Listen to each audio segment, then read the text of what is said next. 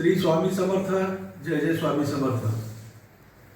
शिवहर शंकर नमामि शंकर शिवशंकर शंभो. हे गिरिजापती भवानी शंकर शिवशंकर शंभो. हिंदू धर्मातील पवित्र श्रावण महिना, या श्रावण महिन्यामध्ये आपल्या समर्थनगरी परिवाराच्या वतीनं शेवटच्या गुरुवारी मौन व्रत उपासना या उपासनेचं आपण नियोजन केलेलं आहोत. मौन तपस्वी संत ऋषी मुनी यांनी आज ह्या पृथ्वीवर सुख समाधान नांदण्याकरिता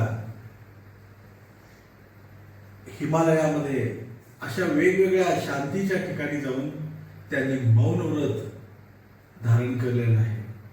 मौन उपासनेला खूप महत्व आहे आपल्या जीवनामध्ये.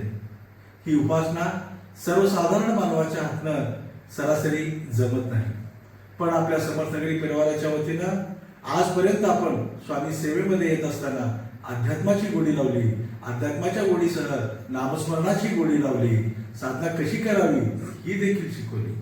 आता आपण मौन उपासना करणार आहोत.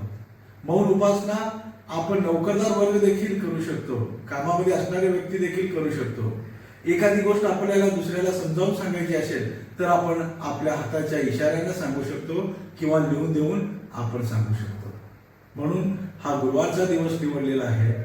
जास्तीत जास्त स्वामी भक्तांनी या उपासनेमध्ये सहभागी व्हावा आणि आपली सेवा स्वामी चरणी अर्पण करावी. श्री वटवृक्ष स्वामी महाराज देवस्थानचे अध्यक्ष श्री महेश भाऊ कल्याणराव इंगळे व वेदशास्त्र संपन्न अण्णू महाराज श्री स्वामी समर्थ समाधी मठाचे यांच्या मार्गदर्शनाखाली ही उपासना आपण जाहीर करीत आहोत. ज्या ज्या स्वामी भक्तांना या सोहळ्यामध्ये सहभागी व्हायचं आहे त्यांनी वर दिलेल्या नंबरशी संपर्क साधावा आणि आपली सेवा महाराजांच्या चरणी अर्पण करावी. हे जीवनातील खूप महत्वाचा क्षण आहे.